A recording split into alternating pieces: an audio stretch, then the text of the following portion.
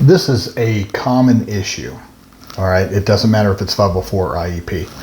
It's a problem when it comes to eligibility. It's a problem when it comes to reevaluations. It's a problem when it comes to determining accommodations. It's a problem. And I don't really have an answer for it. All I can do is tell you that, validate what you're going through. And I can tell you that with regards, let me say it this way. And I don't know if you said how old your child is or not, but this is how it breaks down. Far easier if a child is identified or acknowledged as having issues in elementary school, because so many of the determinations as far as team determinations for both an IEP and for a 504 team takes into account the perception of the child by the people responsible for interacting or working with your child, which would be your teachers. Because so many of the minimal evaluation components, like for an IEP especially, but then also those considerations, with regards to impact in the education environment on the 504 side, in determining the need for accommodations, require parent input, parent rating scale. Let's back that up. Teacher rating scales, teacher input, teacher notes, teacher everything. Okay? So adaptive behavior rating scales, the teachers fill those out. And of course, what the instructions say is that you want the teacher that knows the child the longest amount of time. Well, it's in elementary school because they typically are with one teacher. That teacher is going to be the best perspective with regards to educational impact, because your child's with that teacher all day long. Now, if we have children sort of, flying under the radar, to where these issues really don't manifest until, let's say, middle school, and then, at that point your child's changing classes as multiple teachers. High school, same thing. And so the ability to have the same kind of perspective of your child changes dramatically from what we can gather at the elementary school level. So it becomes accidentally, inherently unfair in some of these analysis, just simply because of how the school day operates.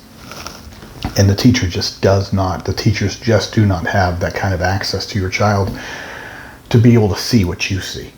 And so it's not that it's not a conspiracy or anything like that. I mean, it is one of these things to where the school people legitimately will sit there and say, well, we just don't see that.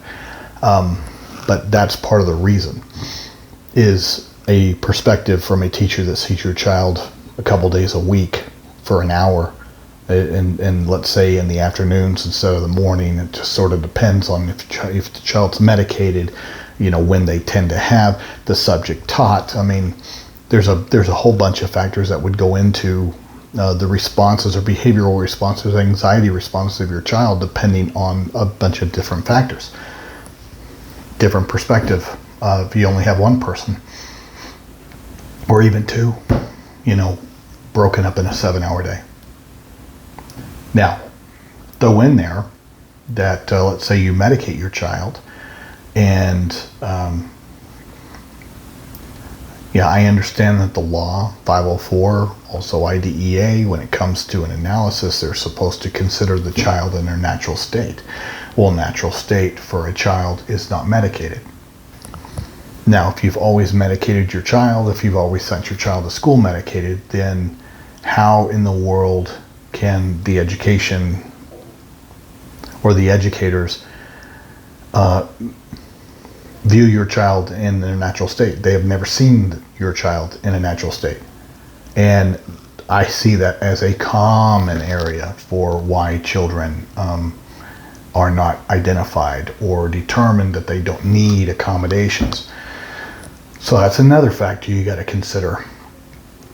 And you did say that when you forgot to or not forgot, or on the day that he didn't have whatever his compression, that he bit himself so hard at school, but it was a sub that day, so they didn't catch it.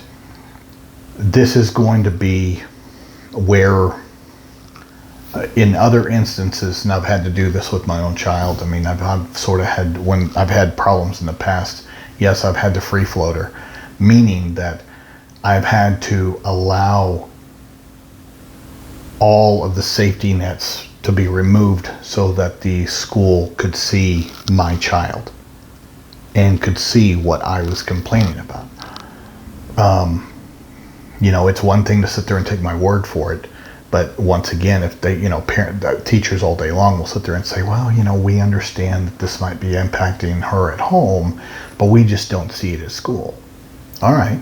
Well, if you want to see it at school, then you'll have to create that environment so that they do see who you end up getting. Now, we also have that other child, and this is a growing number of kids that that a lot of them don't even have disabilities, or recognized or acknowledged, to where they're able to hold it together all day long, and then when they get home, it's decompression time. And then you have spikes of anxiety, crying, things of that nature. And those children, that is absolutely real. But I'm telling you, this is an imperfect system, both on the 504 side and IDEA side, that the safety nets are there, but at the same time, the analysis for the justifications to use the safety nets require justifications and require some proof and require minimal standards to be met.